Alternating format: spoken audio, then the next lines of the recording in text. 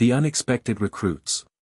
High Admiral Zexer's decision to hire the Void Reapers would go down in galactic history as either the most brilliant or catastrophic strategic move ever made by the Drachnid Empire. As the terminal consequence prepared for its first mission, none of the legendary mercenaries could have predicted how their newest human recruits would completely revolutionize their approach to warfare. The integration of the human squad into the Void Reapers hadn't been smooth. During their first briefing, Jack Chen's team had presented their combat methodology, leaving the veteran mercenaries simultaneously confused and concerned. The humans' reliance on what they called improvised solutions seemed at odds with the Reapers' precisely calculated battle strategies. "Let me understand this correctly," Blaze flickered, his plasma form pulsing with barely contained bewilderment. "Your primary tactical advantage is unpredictability?" "That's oversimplifying it," Jack replied, pulling up a holographic display of their previous missions. "Humans excel at adaptive problem-solving. We see possibilities where others see limitations. Take this mining facility on Nexus 7, for example." The display showed footage of a standard ore processing plant. Thompson, the team's tech specialist, stepped forward. "Traditional military doctrine would suggest a frontal assault or maybe a stealth infiltration. We took a different approach." The footage continued, showing how the human team had reprogrammed the facility's automated delivery drones to play an Earth musical phenomenon called "Never Gonna Give You Up" on all frequencies while flying in formation to spell out rude messages visible from orbit. The resulting chaos had allowed them to walk right through the front door during the confusion. THX, who had been quietly observing, crushed the metal railing he'd been holding. "You turned a military operation into a prank?" "The mission was to infiltrate the facility with minimal casualties," Rodriguez pointed out. "Nobody died, we acquired the target data, and as a bonus, we significantly damaged enemy morale. Plus, that song is still stuck in their command system 6 months later." The briefing continued with more examples of what the humans called tactical creativity. There was the time they defeated a planetary defense grid by convincing it that their ships were actually a new species of space whale. Or the incident at the Centauri blockade where they attached rocket boosters to space debris and created an improvised asteroid field. As the Void Reapers prepared for their first mission against the rebel colonies, these unconventional methods would be put to the ultimate test. The target was New Dros 3, a heavily fortified mining colony that had become a symbol of resistance against the Drachnid Empire. The traditional Void Reaper approach would have involved overwhelming force, a shock-and-awe campaign designed to crush both the rebels' defenses and their spirit. But as Jack Chen studied the tactical displays, he saw something entirely different. "These colonists," he mused, "they're using modified mining equipment as weapons, right? That means they're innovators, like us. They're not going to be intimidated by traditional military might. They'll expect that." Thompson was already diving deep into the colony's network architecture. "Their systems are a patchwork of official Drachnid protocols and jury-rigged modifications. It's actually pretty impressive. Reminds me of how we automated the coffee maker in our old office using paperclips and an Arduino." "Speaking of which," Rodriguez interjected, "remember that thing we did at the corporate retreat with the vending machines and the mariachi band?" A slow grin spread across Jack's face. "Thompson, how hard would it be to access their entertainment systems?" THX, who had been listening with growing concern, finally spoke up. "This is a military operation, not a social event. We have a reputation to maintain." "Exactly," Jack agreed. "And what's more terrifying than an enemy you can't predict? One that turns your own systems against you in ways you never imagined possible. Trust me, Commander. By the time we're done, these rebels won't know whether to surrender or apply for an entertainment license." The plan they developed was unlike anything the Void Reapers had ever attempted. While the main force would position themselves for what appeared to be a standard assault, the human team would execute what they called Operation Party Crasher. The first phase began quietly. Thompson, working her technical magic, began introducing subtle glitches into the colony's systems. Nothing obvious, just enough to create an atmosphere of uncertainty. Environmental controls would randomly switch between heating and cooling. Maintenance robots would occasionally break into spontaneous dance routines. The cafeteria's automated menu system started suggesting increasingly bizarre food combinations. Psychological warfare, Jack explained to a bewildered THX. We're not just attacking their defenses, we're attacking their sense of reality. Rodriguez, meanwhile, had been modifying a fleet of maintenance drones with what he called special enhancements. When asked what these enhancements were, he just smiled and said, "Ever heard of the Blue Man Group? Like that, but with more explosions." The actual assault, when it came, would be remembered in military histories as the Great New Droz Disco Offensive. As the Void Reapers' main force approached in their standard attack formation, the colony's defense systems suddenly began broadcasting Earth disco music at maximum volume. Every screen in the colony started displaying synchronized light shows, and the maintenance drones emerged in formation, creating elaborate aerial ballets while dispensing clouds of glitter and confetti made from recycled sensor chaff. In the chaos that followed, most of the colony's defenders were too busy trying to figure out what was happening to mount an effective resistance. Those who did manage to organize found their weapon systems compromised. Targeting computers would only lock onto targets if the operators followed specific dance moves, and automated turrets had been reprogrammed to fire in rhythm with the music. "This is either genius or madness," Blaze commented as they watched the operation unfold. "The line between the two is usually just a matter of success rate," Jack replied cheerfully. "And speaking of success, Thompson, initiate Phase 2. Phase 2, as it turned out, involved every holographic projector in the colony simultaneously activating to create the illusion of a massive, choreographed performance piece that Jack called Thriller. The sight of thousands of apparent spectral dancers emerging from the walls proved too much for many of the defenders' morale. Within 6 hours, the colony's leadership had surrendered, more out of confusion than actual defeat. As they signed the surrender documents, one of the rebel commanders couldn't help but ask, "What kind of mercenaries are you?" "The effective kind," THX responded, having finally embraced the absurdity of the situation. "And this is us being subtle." The news of New Droz 3's capture spread quickly through rebel space, but not in the way the Drachnid Empire had hoped. Rather than tales of terror and destruction, the stories spoke of an assault so bizarre and unexpected that it had become almost legendary overnight. Some claimed it was a new form of psychological warfare. Others insisted it was an elaborate form of performance art. Back on the terminal consequence, THX called a meeting of his senior staff. "I have spent centuries perfecting the art of warfare," he announced. "I have led campaigns that have brought entire star systems to their knees. And yet, I have never seen anything like what we achieved today." Jack Chen and his team sat quietly, trying not to look too pleased with themselves. "The question is," THX continued, "can you replicate this success? Or was this a one-time miracle?" "Oh, this was just our opening act," Rodriguez assured him. "Wait until you see what we can do with rubber chickens and a modified cargo cannon." As the meeting concluded, THX found himself wondering if he had just witnessed the evolution of warfare or its descent into madness. Either way, the Void Reapers would never be the same. And somewhere in the depths of space, High Admiral Zexer was about to receive a very interesting mission report, complete with a soundtrack and suggestions for future dance numbers.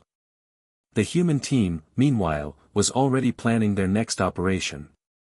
As Jack Chen reviewed potential targets, he couldn't help but smile. The galaxy had no idea what was coming next. After all, they hadn't even broken out the inflatable decoys or the tactical whoopee cushions yet. "You know," Thompson mused as they looked over the star charts, "I've always wanted to reprogram a planetary defense grid to play Pac-Man." The future of galactic warfare was about to get very interesting indeed. The Rubber Chicken Offensive. News of the New Droz 3 operation spread through rebel space like wildfire, but not with the effect the Drachnid Empire had hoped for. Instead of terror, it inspired a strange mix of confusion, amusement, and grudging admiration. The rebels had expected brutal efficiency from the Void Reapers. What they got instead was something that defied military classification. High Admiral Zexer's reaction to the mission report was memorable.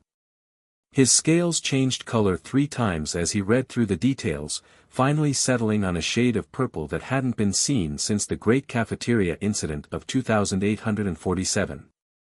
They did what? He demanded, claws leaving deep gouges in his previously immaculate desk. General Krar, whose scars seemed to have developed new scars just from reading the report, cleared his throat. According to the footage, sir, they turned the entire colony into what the humans call a flash mob. The defenders were so busy trying to figure out if they were under attack or attending a performance that they forgot to actually defend anything. And the glitter bombs? Still causing problems, sir. Apparently, it's gotten into the ventilation systems. 3 weeks later, everyone on New Dros 3 still looks like they've been attacked by angry fairy dragons. Meanwhile, aboard the Terminal Consequence, the human squad was preparing for their next operation. Their target, the rebel stronghold on Epsilon Void, a massive asteroid that had been converted into a fortress. The regular Void Reapers were still adapting to their new teammates' methods, especially after Jack Chen submitted their equipment requisition list. 300 rubber chickens, THX read aloud, his metallic face somehow managing to convey complete bafflement. 50 cases of something called silly string, 200 whoopee cushions, and, is this right? A complete collection of Earth soap operas. Trust me, Jack said, we're going to need all of it. Especially the soap operas. Have you seen Days of Our Lives? That stuff is psychological warfare all by itself. The plan they developed was, in THX's words, either brilliant or the final proof that humans are completely insane. It began with Thompson hacking into the asteroid's communication systems and replacing all regular broadcasts with marathon runs of Earth's most dramatic soap operas. The key, she explained, is to start them on season 3 of different shows. No context, just pure dramatic chaos. They'll be so desperate to figure out why Christina's evil twin is actually her clone from the future that they won't notice what we're really doing. What they were really doing involved Rodriguez and his team of modified maintenance bots. While the defenders were distracted by the sudden invasion of human melodrama, they were quietly attaching small devices to every surface they could reach. What exactly are those? Blaze asked, watching as another bot zipped past with a cargo of suspicious-looking objects. We call them Murphy's Law Enhancers, Rodriguez replied with a grin. Nothing dangerous, just chaos generators. Each one is programmed to cause minor inconveniences at random intervals. Doors that stick for no reason, gravity plates that hiccup, that sort of thing. The actual assault began 3 days later, after the soap opera marathon had reduced most of the station's crew to arguing about fictional relationships instead of maintaining security protocols. That's when Operation Rubber Thunder went into effect. It started with the chickens. Hundreds of rubber chickens, each modified with small propulsion units, began emerging from maintenance shafts throughout the asteroid. They flew in formation, squawking in harmony to the theme from 2001, A Space Odyssey. The beauty of it, Jack explained to an increasingly concerned THX, is that they can't shoot them down. Each chicken is packed with enough glitter to cover a small moon. In zero gravity, that stuff would be in their systems for years. While the defenders were distracted by the poultry-based air show, Thompson's real work began. She had spent the past 3 days analyzing the asteroid systems and had discovered something interesting. Their entire defense grid runs through a central computer core, she reported. A very boring central computer core. What it needs is some entertainment value. That's how the asteroid's fearsome automated defense system became self-aware and developed an obsession with game shows. Suddenly, anyone trying to access security systems had to answer trivia questions. Weapon platforms would only activate if the operators could solve riddles. The main reactor began demanding that engineers perform karaoke before allowing any power adjustments. "This isn't warfare," one of the Void Reaper veterans complained. "This is. I don't even know what this is." "This," Jack corrected him, "is human warfare. We've learned that sometimes the best way to defeat an enemy is to make them question whether they're actually in a battle or just having a very strange day." The culmination of their plan came when Rodriguez activated what he called the grand finale. Every Murphy's Law enhancer activated simultaneously, creating a cascade of minor annoyances that quickly escalated into station-wide chaos. Gravity went wonky, doors opened into wrong rooms, and the station's AI began offering life advice based on soap opera plots. The rubber chickens, sensing their moment, began their final performance. In perfect synchronization, they formed a massive chicken-shaped formation and performed what Jack insisted was a classic Earth military maneuver, called the chicken dance. The rebel commander finally surrendered after the station's main computer locked everyone out of their quarters unless they could successfully perform the Macarena. His only condition was that someone explain to him who had killed Dr. Drake Rameray and why everyone on his station was so invested in fictional medical drama. As the Void Reapers secured the asteroid, THX pulled Jack aside. "I have fought in hundreds of battles," he said, "but I have never seen anything like this. Your methods are unconventional." "That's the point," Jack replied. "Convention is predictable. Predictability gets you killed. But nobody expects an army of choreographed rubber chickens." The mission report sent to High Admiral Zexer was notably brief, mostly because nobody could figure out how to describe what had happened in proper military terminology. The addendum, which included several hours of footage set to classic Earth disco music, caused 3 different military analysts to request early retirement. Back on the terminal Consequence, the human team was already planning their next operation. Thompson had discovered that the rebels' main supply base used an older version of Windows, and her eyes had lit up with possibilities. "You know," she mused, "I bet I could make their entire system run on PowerPoint." Rodriguez was modifying more rubber chickens, this time with what he called special surprise features. No one wanted to ask what those features were, especially after seeing him adapt a glitter bomb to work in different gravity conditions. As for Jack, he was reviewing their success rate with a satisfaction that bordered on smugness. The Void Reapers had always been feared, but now they were becoming something else entirely, a force that enemies couldn't predict or prepare for. "The thing about humans," he explained to a still bewildered THX, "is that we've spent our entire history finding weird solutions to serious problems. We turned it into an art form. And now, we're bringing that art to space." "And the rubber chickens?" THX asked, almost afraid of the answer. "Oh, those?" Jack grinned. "Those are just the beginning. Wait until you see what we can do with bubble wrap and a quantum accelerator."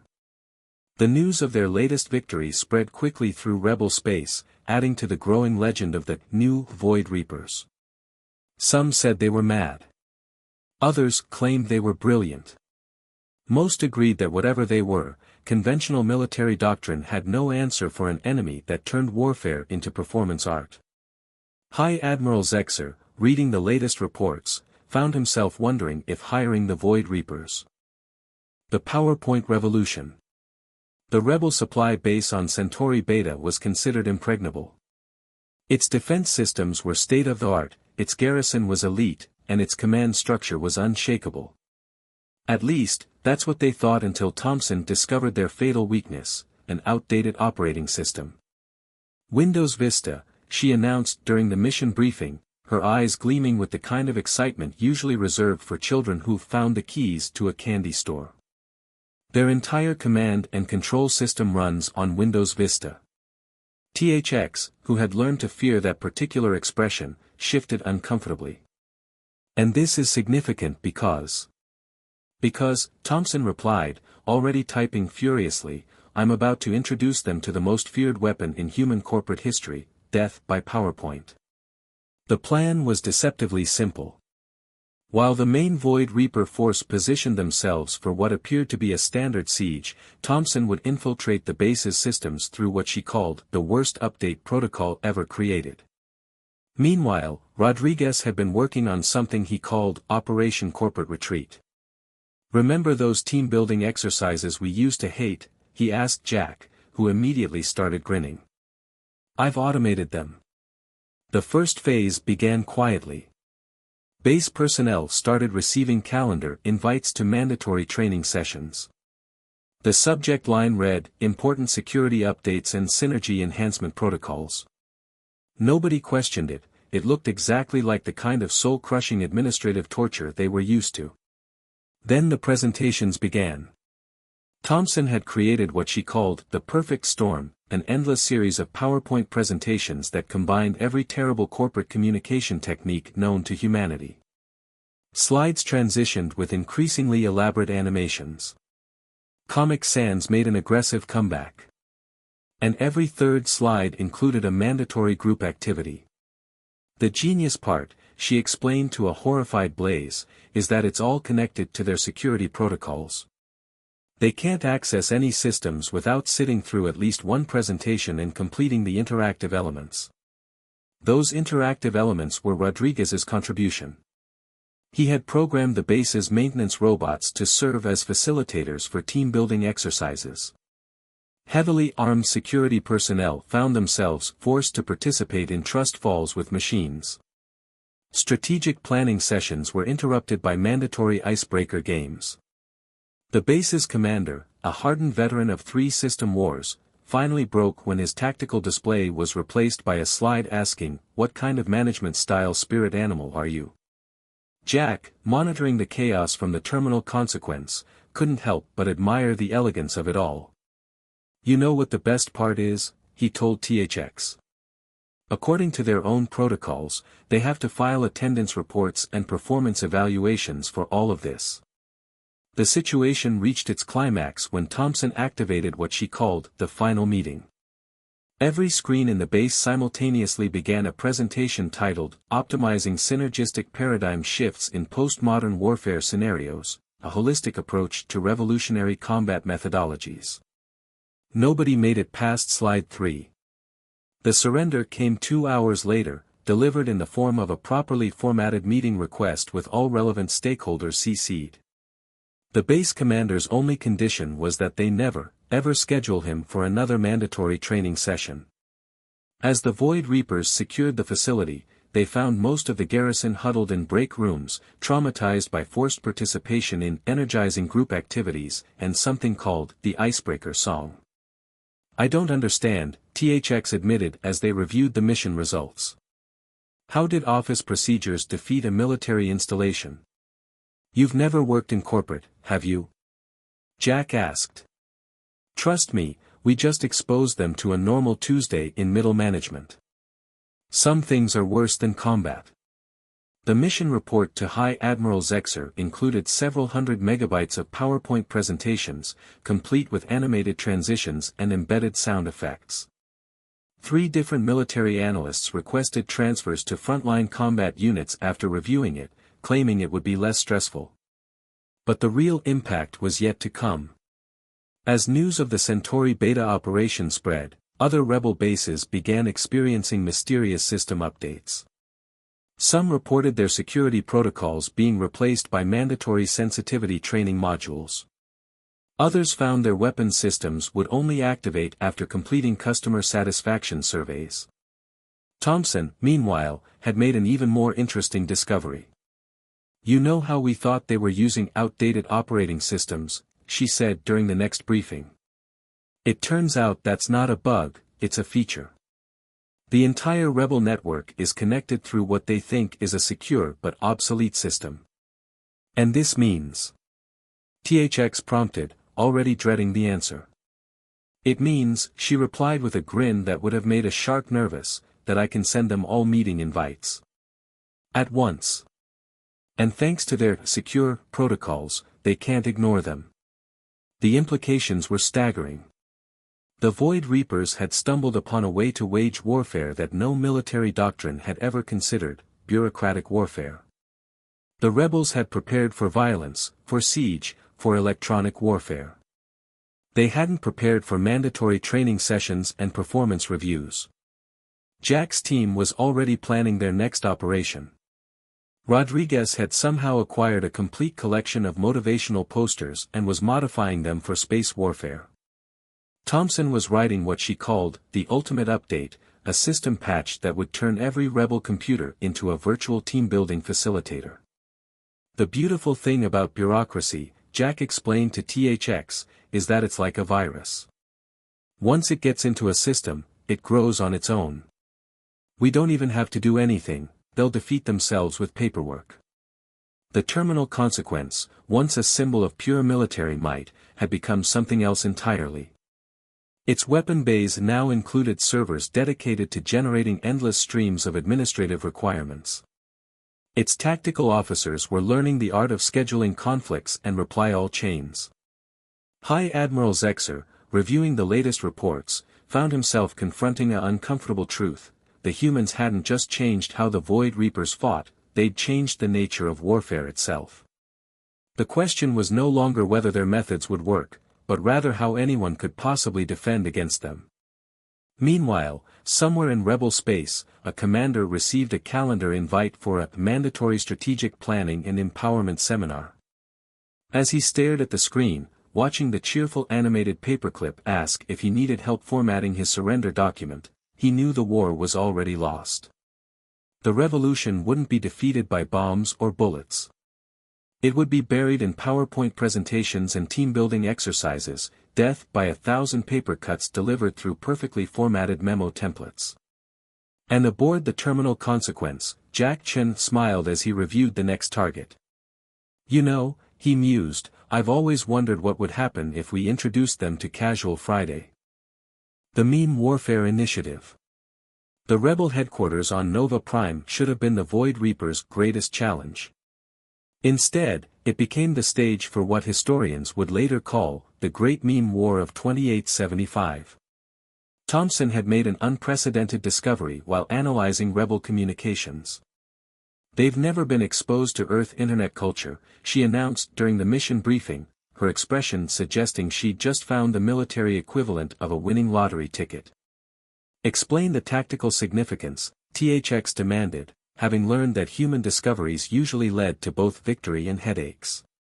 It means, Jack intervened, that they have no defense against what we're about to unleash. Thompson, show them Project Rickroll. The plan was both elegant and diabolical.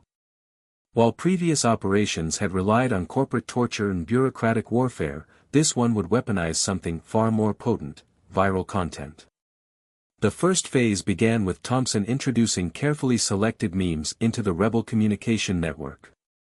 Simple things at first: pictures of cats demanding cheeseburgers, badly photoshopped images of space ducks. Nothing that seemed threatening. The key, she explained to a bewildered Blaze, is to make them think they discovered it themselves.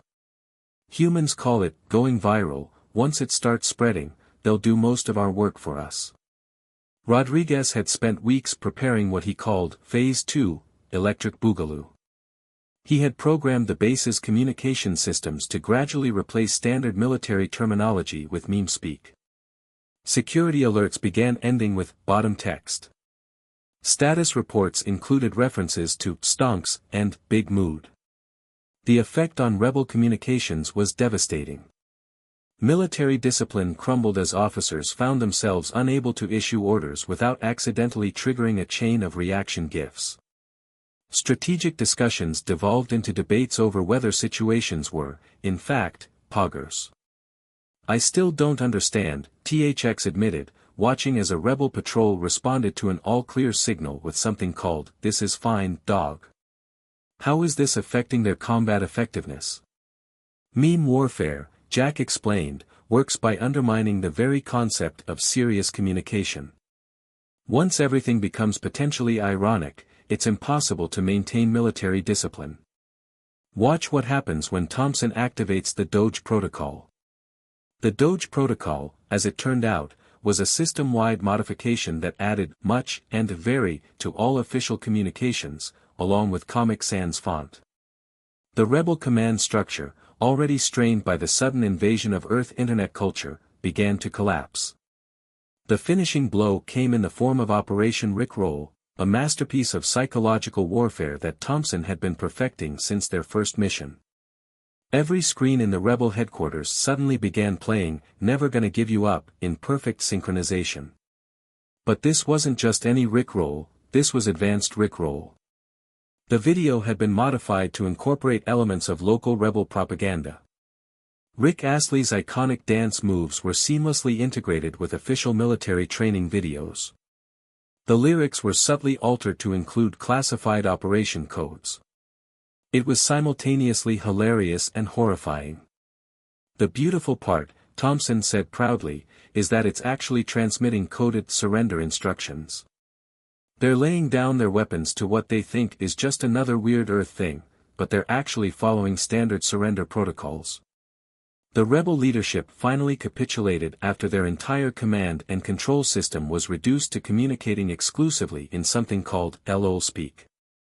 The formal surrender document included 3 different instances of "Tuwu" and was signed "Very Commander, Much Surrender, Wow." As the Void Reapers secured the facility, they found the defenders in various states of meme-induced confusion. Several high-ranking officers were attempting to recreate something called Nyan Cat using tactical displays. The base's AI had developed a consciousness entirely based on early 21st century internet culture and would only respond to queries that ended with "yeet." THX, reviewing the after-action reports, struggled to categorize what had just happened. "This isn't warfare," he insisted. "This is mimetic infection." "Exactly," Jack agreed. "We didn't just defeat them, we changed how they communicate. Even after we leave, they'll never be able to take themselves seriously again. And that's the real victory." The mission report to High Admiral Zexer consisted entirely of memes, each one carefully selected to communicate the operation's success while simultaneously making it impossible to maintain military decorum. 3 different intelligence analysts had to be relieved of duty after becoming addicted to something called doom scrolling. But the true impact of the meme warfare campaign was yet to be fully understood. As the altered communication protocols spread through rebel space, entire sectors began experiencing what Thompson called terminal irony poisoning. Military channels were flooded with image macros. Tactical operations were being planned using references to long-dead Vine videos. "We didn't just win a battle," Jack explained to THX as they watched the chaos spread. "We introduced them to something humanity spent centuries developing, the ability to completely destroy serious communication through weaponized absurdity." The terminal consequence itself had not escaped unscathed. The ship's AI had begun adding "based" to the end of all status reports. The maintenance robots had somehow learned about dance challenges and were regularly interrupting operations to attempt coordinated TikTok routines. High Admiral Zexer's reaction to the latest development was recorded for posterity, though the recording was immediately turned into what humans called a reaction video, and went viral throughout both Rebel and Imperial space. Meanwhile, Jack's team was already planning their next operation. Thompson had discovered that the Rebels' next major base had perfect acoustics for something she called sea shanty TikTok. Rodriguez was working on weaponizing something called dad jokes. "The thing about memes," Jack explained to anyone who would listen, "is that they're like a virus of the mind. Once they take hold, there's no going back. We haven't just changed how they fight, we've changed how they think." And somewhere in Rebel space, a commander stared at his computer screen, trying to figure out why all his reports now ended with, "Thanks for coming to my TED Talk." As he watched his formerly disciplined troops communicate entirely in reaction GIFs, he realized that the war had evolved into something beyond traditional military understanding. The revolution wouldn't be defeated by force of arms. It would be undermined by an invasion of irony and absurdity, death by 1,000 memes, each one chipping away at the very foundation of military seriousness. And aboard the terminal consequence, Jack Chen smiled as he prepared for their next mission. You know, he mused, I've always wondered what would happen if we introduced them to vaporwave aesthetics. The final confrontation. High Admiral Zexer stood before the massive viewscreen in the Drachnid Empire's war chamber, his claws tapping an increasingly agitated rhythm against his command console. The assembled military leadership watched in stunned silence as reports continued to flood in from across the outer rim. Let me understand this correctly, Zexer said, his voice dangerously quiet. We hired the most expensive, most lethal mercenary force in the galaxy, and instead of crushing the rebellion, they've turned it into some sort of entertainment franchise. General Krar cleared his throat. The humans' methods have proven unconventional, High Admiral. They've been broadcasting their missions across the colonial networks. The rebels are calling it reality combat entertainment.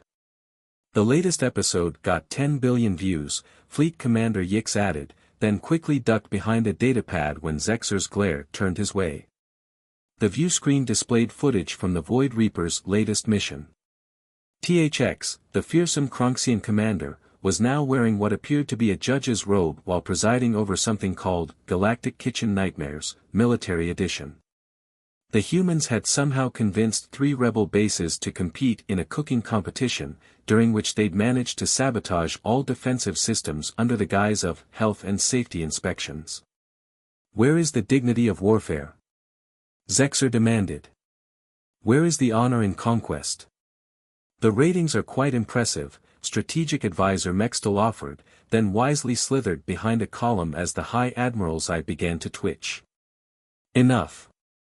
Zexer slammed his fist down, cracking the obsidian table. I want every available fleet mobilized. We will end this farce with overwhelming force. Let's see how these humans handle a direct confrontation with the full might of the Drachnid Empire. Aboard the Terminal Consequence, Jack Chen watched the massive Drachnid armada appear from hyperspace with an expression of serene calm that made THX deeply nervous. You know, Jack said conversationally, I was wondering when they'd finally snap. Thompson, how are our special preparations coming along? All set, boss. Operation Jump the Shark is ready to go. I still think the name is a bit on the nose, though. Rodriguez grinned from his station.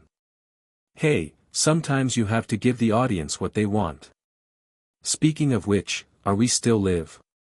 Broadcasting across all colonial frequencies, Thompson confirmed. Our viewer count just hit 15 billion. THX rumbled uncertainly. Chen, even with our unique advantages, we're facing over 3,000 capital ships. The entire Drachnid battle fleet. Perfect, Jack replied. That means they brought everyone. Thompson, initiate Phase 1. Across the Drachnid fleet, every ship's communication system suddenly activated.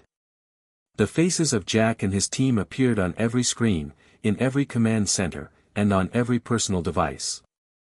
Ladies, gentlemen, and beings of all configurations, Jack announced with the smooth professionalism of a seasoned game show host.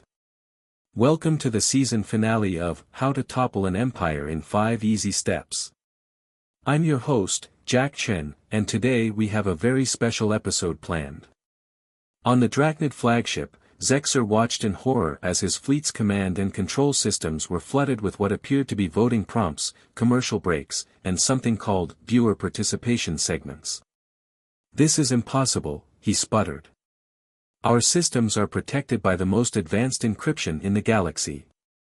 Would you believe, Thompson's voice came through clearly, that your entire military network still uses the same password structure as your waste management database? Really, you should read those terms and conditions before clicking agree. What followed was perhaps the most bizarre space battle in galactic history. The humans had spent months preparing for this moment, seeding the Drachnid fleet with what they called runtime entertainment enhancements. Weapon systems refused to fire without proper reality show disclaimer forms.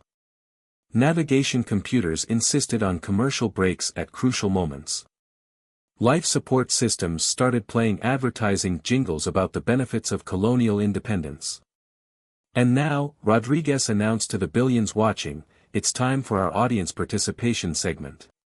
Viewers, use your personal devices to vote. Should the Drachnid fleet A, surrender unconditionally, B, engage in a dance-off for galactic supremacy, or C, attempt to fight back and trigger our special surprise finale?